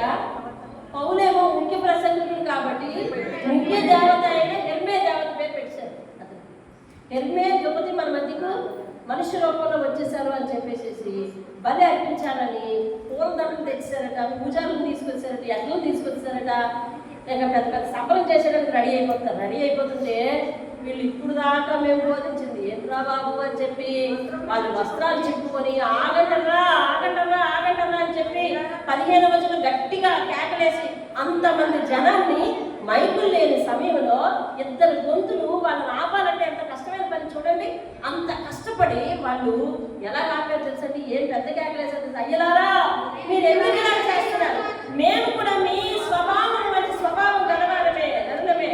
మీరు వ్యర్థమైన వాటిని విడిచిపెట్టి ఆకాశం భూమిని సముద్రముల వాటిలో కూడా సమస్తము సృజించిన జీవము గల దేవుని వైపు తిరగవల్లని మేము మీకు సువార్త ప్రకటిస్తున్నాము అని గట్టిగా కేకలు వేసి వాళ్ళని ఆ బలి ఇవ్వకుండా ఆపటానికి వాళ్ళు బహు ప్రయాసపడ్డారు అని చెప్పి 18వ వచనంలో రాసింది. దేవుని స్తోత్రం. హల్లెలూయా. ఇదండి వాళ్ళ కష్టాలు. 23వ వచనంలో చూడండి, మరియు ప్రతి సంఘములో ఎక్కడికి వెళితే అక్కడ వాళ్ళు ఏం చేస్తున్నారు తెలుసా? సంఘాలను ఏర్పాటు చేసి అక్కడ ఉపవాసాలు ఉండి ప్రార్థన చేసి నమ్మిన వారిని ప్రభువుకు అప్పగిస్తున్నారండి. దేవుని స్తోత్రం. హల్లెలూయా. అప్పుడు వీళ్ళందరూ సంఘాల్లో ఎక్కువ మంది చేరుతూ ఉంటే శీల గురించి చెప్పుకున్నాం కదా, ఒక వాదన వచ్చింది. ఏంటి? వీళ్ళు బాప్తిసం తీసుకోవాలా సున్నతి పొందాలా అనే విషయంకి వచ్చేసరికి లేదు దేవుని నామంలో బాప్తిసం తీసుకోవాలి. బాప్తిసం తీసుకుంటూ ఇక్కడ బాప్తిసమా సున్నత అది విషయం కంటే ప్రాముఖ్యమైన విషయం ఏంటంటే జాగ్రత్త చేయకుండా విగ్రహారాధనకు పెట్టిన ఏది ముట్టకుండా మరి రక్తమును తాగకుండా ఇటువంటి నియమాల్లో శ్రద్ధగా ఉంటే చాలని చెప్పి పత్రికలు రాసి పంపించడానికి యోధాని శీలని ఎంపిక చేసి అన్ని ప్రాంతాలకు పంపించి అక్కడి నుంచి ఎవరెవరు ఏ సంఘానికి వెళ్ళారో వాళ్ళు ఎలాగున్నారో మేము చెప్పినవి నేర్చుకున్నారో లేదో అని చూడడానికి బర్నబా పౌలు ఇద్దరు బయలుదేరి వెళ్తూ ఉంటే అప్పుడు ఈ మార్క్ అనే మార్క్ అంటే యోహాను ఇప్పటి వరకు ఈయన అతని సేవ చేస్తున్నాడు, మధ్యలో వెళ్ళిపోయాడు. నేను అవన్నీ ఈ విషయంలో చూపించాలంటే కష్టం, అందుకోసమని నేను చూపించలేదు. వెళ్ళిపోయిన ఈయన తీసుకుని వెళ్దామని బర్నబా అన్నప్పుడు వద్దు, అతను మధ్యలో వెళ్ళిపోయాడు కాబట్టి అతను వద్దని చెప్పేసి చివరిలో అతను శీల ఇద్దరు కలిపి 40 వచ్చాడు. పౌలు శీలను ఏర్పరచుకొని కిలికియా ప్రాంతంలో వెళ్ళిపోయాడు. దేవుని స్తోత్రం కదా. అక్కడి నుంచి 16వ వచనంలో చూడండి, 16వ అధ్యాయం మొదట్లో దెర్బే లుస్త్రా అనే ప్రాంతానికి వెళ్ళాడు. 11వ వచనం చూడండి, 11వ వచనం వాళ్ళు త్రోవ ఎక్కి సముద్రానికి నెయపొలికి అక్కడి నుండి ఫిలిప్పీకి వచ్చారు. మాసిదోనియా దేశంలో అక్కడ ఉన్నారు. 13వ వచనం విశ్రాంతి దినమును గవిని దాటి నది తీరంలో ప్రార్థన జరుగునని అక్కడ కూర్చుండిన కూడి వచ్చిన స్త్రీలతో మాట్లాడుచుంటిమి. దేవుని స్తోత్రం. ఆ సముద్రం ఒడ్డున మీరు బోధ చేస్తారు. అక్కడికి ఓదారంకు కూడా అనుకునే ఒక స్త్రీ వచ్చింది. ఆమె పేరు లూదియా. ఆమె జాగ్రత్తగా ఆసక్తిగా విన్నది. ఆమె ప్రభువు చెప్పిన బోధనకు ప్రభావితమై వెంటనే వాళ్ళ ఇంటి వాళ్ళ దగ్గరికి వెళ్ళి వాళ్ళ ఇంటి వాళ్ళని తీసుకొచ్చేసి నమ్మి బాప్తిసం పొందేసింది. వెంటనే దేవుని స్తోత్రంగా ఇలా వీళ్ళు ప్రకటించుకుంటా పోతా ఉన్నారు. ఆ ప్రాంతంలో సోది చెప్పే ఒక స్త్రీ ఈయన బోధన విని ప్రభావితం అయ్యింది. సోది చెప్పడం మానేసింది. ఈమె సోది చెప్పడం వల్ల వారికి వచ్చే సంపాదన ఆగిపోయిందని వాళ్ళందరూ కూడా దేవునికి విరుద్ధమైన బోధనలు చేస్తున్నారు వీళ్ళని చెప్పి వీళ్ళ మీద నేరం మోపితే ఆ ప్రభుత్వం వాళ్ళ అధికారులు ఏం చేశారంటే చెరసాల్లో వేశారు. చెరసాల్లో ఎవరెవరు వేశారు? పౌలుని, శిలని వేశారు. వాళ్ళిద్దరూ ఆ చెరసాలలో ఉండి పాటలు పాడి ప్రభువుని స్తుతిస్తూ ఉంటే ఆ చెరసాల అర్ధరాత్రి చెరసాలలో ఉండగా పెద్ద భూకంపం వచ్చింది. భూకంపం వచ్చి చెరసాల తలుపులు బద్దలైపోయాయి. ఎప్పుడైతే చెరసాల బద్దలైపోయాయో ఖైదీలు పారిపోయారు. వీరు మాత్రం అక్కడే ఉన్నారు. ఖైదీలందరూ పారిపోయారు, వీళ్ళు కూడా పారిపోయారేమో. వీళ్ళందరూ పారిపోతే వాళ్ళు నన్ను చంపేస్తారని చెప్పి అక్కడే ఏదైనా కత్తింటే చూసుకొని అతను చంపేసుకుందామని ప్రయత్నించినప్పుడు పౌలు వెంటనే వెళ్ళి, అయ్యా కంగారు పడికి, మేము ఇక్కడే ఉన్నాం, మేము ఎక్కడికి పారిపోలేదని చెప్పి ఆయనకు నచ్చ చెప్పి ప్రభు యొక్క సువార్త చెప్పి, అయ్యా మీరు ఇంత నీతిమంతులా, ఎంత అవకాశం వచ్చినా మీరు పారిపోలేదు అని అంటే, మేము నిజదేవుని ప్రకటిస్తున్నామయ్యా, మేము ఖచ్చితంగా ఉంటామని చెప్పినప్పుడు ఆయన బోధ విన్నాడు. విని ప్రభు నామంలో నేనేం చేయాలి, రక్షణ పొందాలని ఎలాగంటే ఆయన చెప్పారు. చెప్పితే ఆయన కూడా వాళ్ళ ఇంటి దగ్గరికి వెళ్ళి వాళ్ళ ఇంటిలో పాదికి రక్షణ ఇప్పించేసుకున్నారండి. దేవుడి స్తోత్రం. ఎక్కడికి వెళ్ళేది అక్కడ ఈయన వాళ్ళకి బాప్తిస్మం ఇస్తూ సువార్త చేస్తూ మార్పు చెందిస్తూ ప్రభు యొక్క జాబితాలోనికి, ప్రభు నమ్మిన వారి జాబితాలోనికి వారిని చేరుస్తూ వస్తా ఉన్నాడు. దేవుడి స్తోత్రం. అయితే చూడండి 35వ వచనం. ఉదయం అయినప్పుడు అది వాళ్ళని విడిచిపెడతామన్నప్పుడు అప్పుడు రోమియోని విడిచిపెట్టేటప్పుడు కారణం లేకుండా బంధించకూడదు, కారణం లేకుండా శిక్షించకుండా విడిచిపెట్టకూడదు. కాబట్టి అప్పటి వరకు పౌలు నేను రోమియోని అని చెప్పలేదు. మరి చెరసాల అధికారికి వాళ్ళు ఉత్తర్వులు ఇచ్చారు, వాళ్ళిద్దరిని వదిలేసేయాలని. ఎందుకు వదిలేస్తున్నారు, ఎందుకు పట్టుకున్నారు, నేను రోమియోని అని చెప్పినప్పుడు బతిమాలి అతన్ని పంపించేశారు. 17వ అధ్యాయం చూడండి. 17వ అధ్యాయంలో ఒక సంఘటన. వీళ్ళు వెళ్ళి ఏథెన్సులో 16వ వచనం చూడండి. పౌలు ఏథెన్సులో వారి కొరకు కనిపెట్టుకొని ఉండగా ఆ పట్టణము విగ్రహములతో నిండి ఉండుట చూసినందున అతని ఆత్మ పరితాపం పట్టలేకపోయాను. అంటే చాలా ఆవేశంతో నిండిపోయింది. అప్పుడు ఏథెన్స్ వారి దగ్గరికి వెళ్ళి సువార్త చేస్తున్నాడు. చూడండి 22వ వచనం. 22వ వచనం. ఏథెన్స్ వారలారా, మీరు సమస్త విషయములలో అతి దేవతా భక్తి గలవారైనట్టు నాకు కనపడుతుంది. ఎంత చక్కగా చెప్తున్నాడు చూడండి. విగ్రహారాధికుల దగ్గరికి వెళ్ళి సువార్త ఎలా చేస్తున్నాడు? మీరు చాలా బాగా భక్తి చేస్తున్నారు అంటున్నారు. మీరు చేసే భక్తి తప్పు అంటల్లా, మీరు చాలా భక్తి బాగా చేస్తున్నారని చెప్పి చూడండి ఎలా చెప్తున్నాడు. మీరు సమస్త విషయములలో అతి దేవతా భక్తి కలిగి ఉన్నట్టు నాకు కనపడుతుంది. నేను సంచరించుచు మీ దేవతా ప్రతిమను చూచుచుండగా నాకు ఒక బలిపీఠం కనపడేను, దాని మీద తెలియబడని దేవునికి ఏం రాసిందంట. వాళ్ళ బలిపీఠం మీద ఏమని రాసిందంటే తెలియబడని దేవునికి. ఇదిగో ఏ దేవుని పేరైతే మీకు తెలియక దాని మీద భక్తి కలిగి ఉన్నారో ఆ దేవుని ప్రకటించడానికి నేను వచ్చానని చెప్పి అది అక్కడ చిత్రాలు చూడండి. 24వ వచనం నుంచి, జగత్తునందని సమస్తమును నిర్మించిన దేవుడు ఆడే ఆకాశంలో భూమికి ప్రభువై ఉన్నందున హస్తకృతిములైన ఆలయాలను ఆయన అందరికీ జీవమును ఊపిరిని సమస్తమును దయచేవాడు కనుక తనకు ఏదైనా పొదుపు ఉన్నట్లు మనుషుల చేతితో సేవింపబడ్డాడు. దేవుని స్తోత్రం. కలిగి నీ ప్రభువైన యెహోవాను మాత్రమే పూజింపవలెను అని నమ్మి ఈ కొత్తగా యేసు వచ్చాడని దూషించిన ఇతను ఇప్పుడు ఏమంటున్నాడండి? ఈయన వలననే, ఈయనే అందరికీ జీవం ఇచ్చేవాడు, ఈయన వల్లనే రక్షణ ఉంది, ఈయనే దేవుడు, ఆ దేవుడే ఈ దేవుడు అని ప్రకటిస్తున్నాడు. చూడండి 30వ వచనం చూడండి. ఆ అజ్ఞాన కాలంలో 29వ వచనం చదవండి. 29వ వచనం. కాబట్టి మనము దేవుని సంతానమై ఉండి మనుషుల చమత్కార కల్పనల వల్ల మలచబడిన బంగారమైన వెండినైన రాతినైన దేవత్వం పోలి ఉన్నదని తలపకూడదు. అర్థమవుతుందండి? ఆ అజ్ఞాన కాలమే దేవుడు చూసి చూడనట్టుగా ఉన్నాడు. కానీ ఇప్పుడైతే అంతటా అందరూ కూడా మారు మనసు పొందాలి అని వాడికి ఆజ్ఞాపించి వచ్చాడండి. దేవుని స్తోత్రం కలిగి 18వ అధ్యాయం వచ్చేసరికి అంగుళా తీసుకెళ్ళా వాళ్ళ ఇంటి దగ్గర చేరాడు. చేరి 5వ వచనంలో శీలయు తిమోతియు మధ్యలోనే కలుపుకున్నాడు. నిన్న తిమోతి గురించి చెప్పుకున్నాం కదా. సరే, ఇక్కడ చూడండి. శీలయు తిమోతియు మాసిదోనియ నుండి వచ్చినప్పుడు పౌలు వాక్యం బోధించటంలో ఆతృత గలవాడే యేసే క్రీస్తుని యూదులకు దృఢముగా సాక్ష్యం ఇచ్చుచున్నాడు. యేసే క్రీస్తు అంటే యేసే దేవుడని వాళ్ళకి దృఢముగా సాక్ష్యం. ఎవరికి? యూదులు. మరి యూదులు అంటే ఎవరు? మళ్ళీ ధర్మశాస్త్ర నిష్ణాతులు. ధర్మశాస్త్ర నిష్ణాతులకు బోధిస్తుంటే వాళ్ళు ఏం చేశారంటే చూడండి 6వ వచనంలో, వారు ఎదురాడి ఈ అన్యులు చక్కగా విన్నారు. ఏ తెలుసులో అన్యులందరూ కూడా చక్కగా విన్నారు. ఏ తెలుసులో ఏం జరుగుతుందండి? విగ్రహారాధన జరుగుతుంది.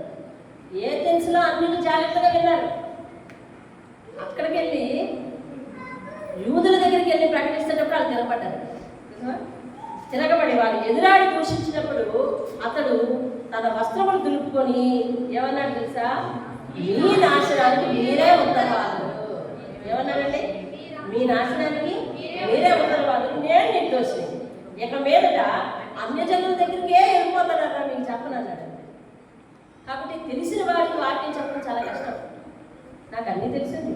అబ్బో నేను ఎప్పుడెప్పుడండి బాబు 30 సంవత్సరాల నుంచి ఇందులోనేనండి భక్తి. నేను 30 సంవత్సరాల నుంచి దేవుడే, ఎక్కడికి వెళ్ళిన దేవుడే, నేను ఎక్కడికి వెళ్ళేటప్పుడైనా దేవుడే అంటాడు. అంతే. చూసారా? యూదులు వెళ్ళలేదంట. కాబట్టి నేనేమంటాడంటే, బాబు నువ్వు ఒక్కసారి వెలిగిపోబడి మళ్ళీ ఆగిపోయినావు, కాబట్టి నీ దగ్గర నాకు కుదరదు, నీకు చెప్పే ముందు అన్నిటి దగ్గరికి వెళ్ళి చెప్తాను అంటే, దేవుని వాక్యం విని ఆత్మలో చల్లారిపోయిన మన పరిస్థితి ఎలా ఉంటుందంటే, మనకి ఎన్ని చెప్పినా మారం. ఎలాంటి బలమైన వాక్యం వినబడ్డా కూడా మారం. ఇక్కడ పౌలు చేత దేవుడు రాయించిందనే. ఇక మీ దగ్గర మీ నాశనానికి మీరే ఉత్తరవాదులు అన్నాడు. ఈ చెప్తుంది ఏంటి? రక్షణ సువార్త. మనం వింటుంది ఏంటండి? రక్షణ సువార్తే కదా. మనం వింటుంది ఏంటి ఇప్పుడు? రక్షణ సువార్తే. ఈ రక్షణ సువార్త విని మనము నమ్మి విశ్వసించి మారు మనసు పొందకపోతే, అనగా మన ప్రవర్తన మార్చుకోకపోతే, మన పరిస్థితులు మార్చుకోకపోతే మన నాశనానికి మనమే ఉత్తరవాదులు. ఎవరు కాదు. చెప్పాడు నేను నిర్దోషిని, నేను చెప్పేస్తున్నాను. కానీ ఇక మీదట నేను మీ దగ్గరికి వచ్చి టైం వేస్ట్ చేసుకుని నేను అన్యుల దగ్గరికి వెళ్ళిపోతున్నాను. నేను అన్యుల దగ్గరికి వెళ్ళి చెప్పుకుంటాను. వాళ్ళు మాట్లాడారు, నేను ఏ తెలుసులో వాళ్ళు చాలా బాగా విన్నారు, మీరే తిరగబడుతున్నారు అని చెప్పి మీ నాశనానికి మీరే ఉత్తరవాదులు అని చెప్పేసేసి ఇంకా అక్కడి నుంచి వెళ్ళిపోయాడు. నిన్న మనకు ఒక అంశం ఎదురైంది. దాని గురించి మీకు వివరణ ఇచ్చేసి ఈ రోజుతో నేను సెషన్ క్లోజ్ చేసేస్తాను. ఎక్కడ? 18వ అధ్యాయం 18వ వచనం. 18వ అధ్యాయం 19వ వచనం. మళ్ళీ నిన్నటికే సమస్య ఇవాళ మళ్ళీ పోస్ట్ పోన్ చేయండి. అందుకోసం చెప్పండి. బహు దినములు ఉండిన తర్వాత సహోదరుల దగ్గర సెలవు చేసుకొని ఏమండి మొక్కుబడి ఉన్నందున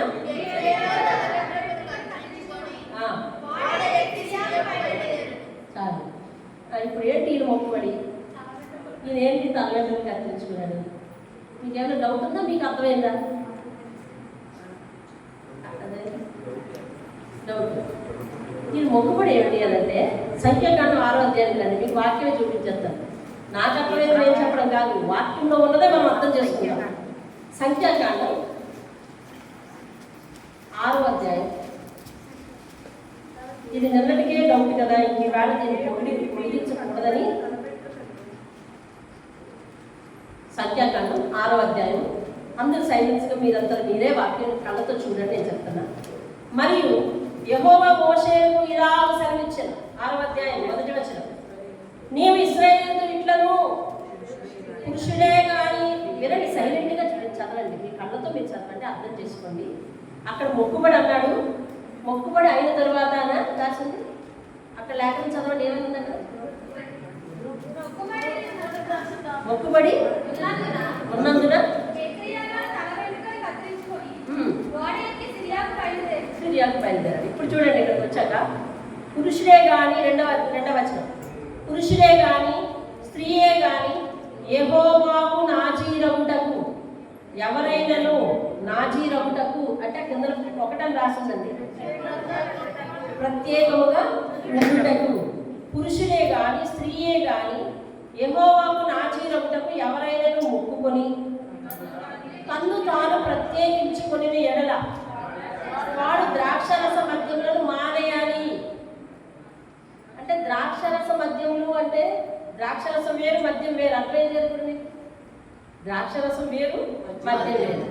కొత్త నిబంధన గ్రంథంలో తిమోతి కోసం దేవుడు పౌలు చెబుతూ, తిమోతి నువ్వు బలహీనంగా ఉన్నావు కాబట్టి అప్పుడప్పుడు కొంచెం ద్రాక్షరసం పుచ్చుకో అని చెప్తాడు. దాన్ని మన వాళ్ళు ఎలా మార్చారంటే, అక్కడ పౌలు తిమోతిని ద్రాక్షరసం తాగమన్నాడు కాబట్టి మనం కూడా బాటిల్ మీద బాటిల్ ఎత్తచ్చు అని చెప్తున్నారు. ఇప్పుడు వాదన ద్రాక్షరసం వేరు, మద్యం వేరు. మద్యం తీసుకోకూడదు, ద్రాక్షరసం అసలు తీసుకోకూడదు. ఎందుకంటే రెండు పుల్లనివే, రెండు పులిసినవి, నిలవవి, పాడైనవి కాబట్టి తీసుకోకూడదు. పులిసిన పదార్థం తీసుకోకూడదు అని అర్థం. పులిసిన పదార్థం తీసుకోకూడదు, ద్రాక్షరసం తీసుకోకూడదు, మద్యం అస్సలు తీసుకోకూడదు. అది కుళ్ళినది, ఇది పులిసింది, అది కుళ్ళినది కాబట్టి తీసుకోకూడదు. అదేంటంటే నాజీరు చేసేవాళ్ళు అంటే దేవునికి ప్రత్యేకంగా ఉన్నవాళ్ళు. ఏమండి, ద్రాక్షరసపు చిలకలైనను మద్యపు చిలకలైనను త్రాగకూడదు, ఏ ద్రాక్షరసములైనను తాగకూడదు, పచ్చివి కానీ ఎండినవి కానీ ద్రాక్ష పండ్లను తినకూడదు. అతడు ప్రత్యేకంగా ఉండిన దినములన్నీ పచ్చికాయలే కానీ పైతోలే కానీ ద్రాక్ష వలన పుట్టింది ఏది తినకూడదు. అతడు నాజీరవుటకు మొక్కు కొనిన దినములలో మంగళ కత్తి అతని తల మీద వేయకూడదు. నాజీరైన దినములలో అతడు మంగళ కత్తి అతని తల మీద వేయకూడదు. అతడు యెహోవాకు తను తాను ప్రత్యేకించుకున్న దినములు నెరవేరు వరకు అతడు ప్రతిష్ఠితుడై తన తల వెంట్రుకలు ఎదగనీయవలెను. ఓకే, ఇప్పుడు మీకు వివరిస్తాను చూడండి. ఇప్పుడు ప్రభువుకు ప్రత్యేకంగా నివసించడం, ప్రభువుకు ప్రత్యేకంగా జీవించడం అంటే ఒక 2 నెలలు నేను దేవుని దగ్గర ఉపవాసం చేసి దేవుని మందిరంలో ఉండాలని ప్రత్యేకించుకున్నాను అనుకోండి.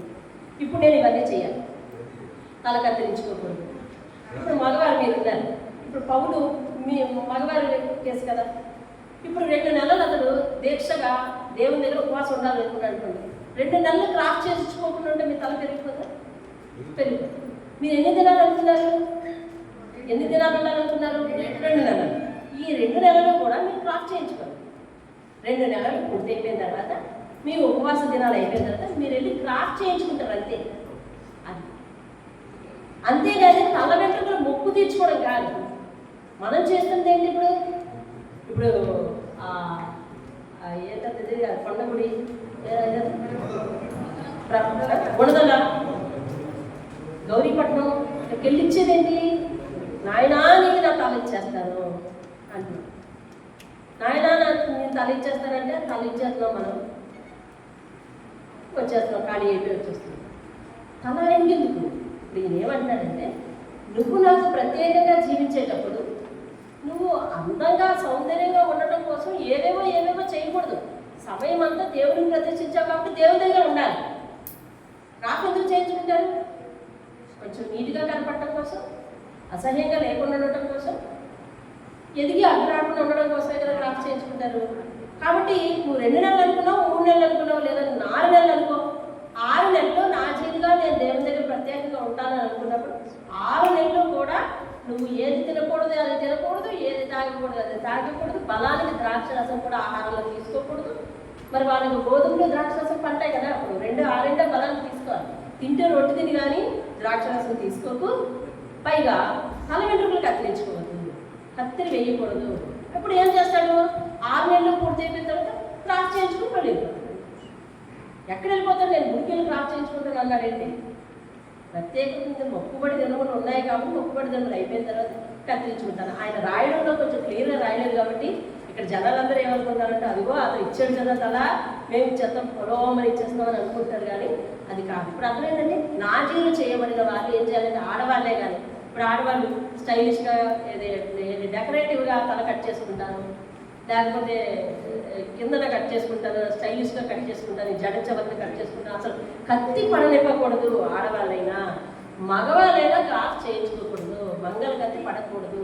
ఆ తర్వాత మీరు క్రాఫ్ట్ చేయించుకుని మళ్ళీ మామూలుగా వెళ్ళచ్చు. అక్కడ మాట్లాడింది మామూలుగా ఈ దినముల్లో నువ్వు కత్తిరించుకోకూడదు, తర్వాత కత్తిరించుకోవాలని తప్ప ఈ దినములు పూర్తయిన తర్వాత ఆ తల దేవుడికి ఇవ్వాలని మాత్రం అక్కడ రాసి వేయదు. అది వాక్యం ఎక్కడుంది? సంఖ్యాకాండము 6వ అధ్యాయం 1. ఏమండి, పాత నిబంధన గ్రంథంలో చాలా విషయాలు మనకి రిఫరెన్స్ దొరుకుతాయి. అవి నేటి ప్రస్తుత పరిస్థితులను వంకరతో పట్టించిన దానికి పాత నిబంధన గ్రంథంలో ప్రతి వాక్యం కూడా సమాధానం. కాబట్టి వాటిని మనం జాగ్రత్తగా గుర్తుపెట్టుకోవాలి.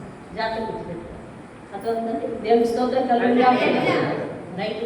ఇవాళ ఆయన సేవా జీవితంలో మనం ఎన్నో అధ్యాయం వరకు వచ్చాము అంటే, ఎన్నో అధ్యాయం వరకు వచ్చామంటే 18వ అధ్యాయం వరకు వచ్చాము. ఆయన అక్కడి నుంచి బయలుదేరిపోయి తలగంటులు కత్తిరించేసుకున్నాడు. అయిపోయిన తర్వాత తలగంటులు కత్తిరించేసుకొని వెళ్ళిపోయాడు. వెళ్ళిపోయిన తర్వాత ఇక 19వ వచనం నుంచి 19వ అధ్యాయం నుంచి ఆయన పడిన శ్రమలు, సేవా జీవితంలో శ్రమలు, ఆయన రాసిన పత్రికలు, ఆయన చెప్పిన వాక్యాలు కొన్ని రేపటి భాగానికి వాయిదా వేస్తున్నాం. ప్రార్థన చేద్దాము.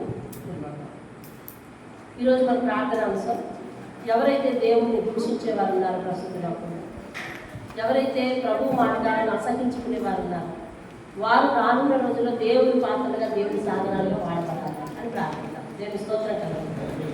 హల్లెలూయా. పౌలు సేవ బహు విస్తారం కాబట్టి పౌలు గురించి నేర్చుకోవాలని కొన్ని 2 రోజులు సమయం అవసరం. 2 రోజులు కూడా చాలా దోషములైనప్పటికీ ప్రభువుని నమ్మిన వారిని హింసించుటే ప్రాణాధారమైనట్టుగా పనిచేసిన వాడు. అటువంటి వాడిని అన్యజనుల ఎదుట, ఇశ్రాయేలీయుల ఎదుట, అధికారుల ఎదుట నీకు సాధనముగా ఉపయోగింపబడుటకు ప్రభువు కొరకు ఎన్ని శ్రమలు అనుభవించాలో అయ్యా, దాన్ని అన్ని అనుభవించుటకు ప్రభువా, నిన్ను ప్రకటించుటకు, నీ కొరకు హతసాక్షిగా మారుటకు తను ఎన్నుకున్న విధానం బట్టి వందనాలు చెల్లిస్తున్నాను. నేడున్న దినముల్లో కూడా ప్రభు యొక్క వ్యతిరేకులు, శిలువ మార్గానికి వ్యతిరేకులు, సత్యములకు వ్యతిరేకులు ప్రభువా, సత్యాన్ని సమాధి చేయడానికి ప్రయత్నించేవారు, కనికరం లేని ప్రజలు ప్రభువా తండ్రి, అనేకమైన అయ్యా తండ్రి నాయన మత దూషణ, నాయన తండ్రి నాయన మత మౌఢ్యం ప్రభువా, అయ్యా తండ్రి నాయన విధ్వంసం సృష్టించేవారు ప్రభువా, అల్లరిని సృష్టించేవారు, సత్యమును వక్రీకరించేవారు ప్రభువా, ఉన్న వాదనను నాయన తండ్రి వంకరవాదను పట్టించేవారు, బైబిల్లో తప్పులు వెనకాలని అలచి చూసేవారు, దొరికిన దానిని పట్టుకుని ప్రభువా వెనక ముందు ఆలోచించగా దానిని బట్టి నిందించేవారు ప్రభువా, అయ్యా తండ్రి నాయన దైవ దోషణ చేసేవారు, బైబిల్ గ్రంథాన్ని నాయన తండ్రి నాయన అయ్యా తండ్రి నాయన అసభ్యమైన మాటలతో తిట్టేవారు ప్రభువా, నాయన తండ్రి నాయన అయ్యా తండ్రి గర్వపు మాటలు మాట్లాడేవారు, దేవుని నమ్మిన వారిని అవమానపరిచేవారు, శిక్షణ విధించేవారు, అయ్యా తండ్రి నాయన వారిని నాయన తండ్రి నాయన శిక్షణకు గురి చేసి అవమానపరిచేవారు. ఇటువంటి వారందరినీ చేతికి అప్పగిస్తున్నాను. సభలకు దర్శనమిచ్చినట్లు అయ్యా తండ్రి నాయన వారికి దర్శనమిచ్చి వారిని మార్చమని ప్రార్థన చేస్తున్నాను. అయ్యా వారు నరకానికి సిద్ధపడ్డవారు అని అయినట్లుగా కాక తండ్రి నాయన నిన్ను తెలుసుకుని ప్రభా మారు మనసు పొందుకు సహాయం అని గ్రహించయ్యా. దేవాలయ స్తోత్రాలు. చరిత్రలో ఎన్నో చోట్ల నిన్ను దూషించిన వాడు నిలబడలేదు నాయన, అయ్యా ధృవీకరించిన వాడు నిలబడలేదు ప్రభా, వారి సామ్రాజ్యాలు నిలబడలేదు నాయన. అయ్యా ఏ రోజు దూషించిందో ఆ రోజు నిన్ను స్తుతించింది. అయ్యా తండ్రి ఏ రాజ్యం నిన్ను దూషించిందో ఆ రాజ్యం నిన్ను స్తుతించింది. అయ్యా ఏ శాసనాలు నీకు వ్యతిరేకంగా తయారు చేయబడ్డాయో అదే శాసనాలు ప్రభా మరలా నీ కొరకు నాయన అనుకూలంగా మార్చబడ్డాయి. దేవా ప్రస్తుతమైన కాలంలో ప్రభా తండ్రి నాయన అయ్యా క్రైస్తవులు అనబడ్డ వారి మీద సుప్రీంకోర్టులో నాయన వివిధమైన వివాదాలు లేవనెత్తి అయ్యా తండ్రి వాటిని ప్రభా చట్టబద్ధం చేస్తున్నారు. అందువల్ల ప్రజల జీవితాలు అనేకమైన అల్లగొల్లాలని ప్రభు వైపు వారి మనసు పొందకుండా నాయన వారి హృదయాన్ని కఠినం చేసుకొని భయంతో వెనకుండిపోయే ప్రజలు ప్రభువా ఎంతో అల్లకొల్లాలను సృష్టిస్తున్నారు. దయచేసి వారు అందరినీ కూడా జ్ఞాపకం చేసుకొని ఇలాంటి సౌండ్లు ఎంతమంది ఉన్నారో ప్రభువా వారిని పౌరులుగా మార్చిన నాయన స్తోత్రాలు చేస్తున్నాం. దేవా సత్య మార్గములు ప్రభా అయ్యా తండ్రి వారు అర్థం చేసుకోవడానికి సహాయం అనుగ్రహించమని అయ్యా మాలో మేము కూడా సర్వసత్యం మీద నిలబడడానికి సహాయం చేసి సర్వసత్యాన్ని అంగీకరించి విగ్రహారాధన జోలికి మేము ఏమాత్రం పోకుండా వాటి బట్టి పాలిపంపులు లేకుండా ప్రభువా మేము పటిష్టంగా జీవించడానికి సహాయం చేయండి. నీవే మార్గం సత్యం జీవమని నీ ద్వారానే తప్ప ఎవరు పరలోకం చేరాలని అయ్యా మేము రూఢిగా నమ్మి అయ్యా నీ అంత నిలుచున్నాము కనుక మేము అన్యులతో పాలి పడకుండా ప్రభువా అయ్యా తండ్రి నాయన వారికి ఈ రక్షణ సమార్థం చెప్పే వారికి వారికి సహాయం చేయండి. మా నోటితో మేము ఒకరికైనా ఆత్మకు బోధించి ప్రభువా రక్షణ మార్గంలోకి నడిపించే స్థితి మాకు దయచేయండి. యేసు నామములో అడిగి వేడుకుంటున్నాం. ఆమేన్ ఆమేన్ ఆమేన్ ఆమేన్. యేసు రక్తమే జయము, యేసు రక్తమే జయము. యేసు నామములో సంపూర్ణ విజయం తండ్రి అయిన దేవుడు మా కుమారుడైన యేసుక్రీస్తు వారి పరిశుద్ధాత్మ యొక్క అన్యోన్య సహవాసం సదా మనందరికీ, అలాగే సంఘంలో అనారోగ్యం పాలై హాస్పిటల్లో ఉన్న దీవెనకు అలాగే ఈరోజు కట్టించుకున్న అన్నయ్యకు, అలాగే ప్రార్థన అవసరం అడిగిన ప్రతి ఒక్కరికి సదా తోడే వారిని స్వస్థత మార్గంలో నిలబెట్టి వేదిక దగ్గర సాక్షిగా నిలిచి నిలబెట్టుగాక. ఆమేన్.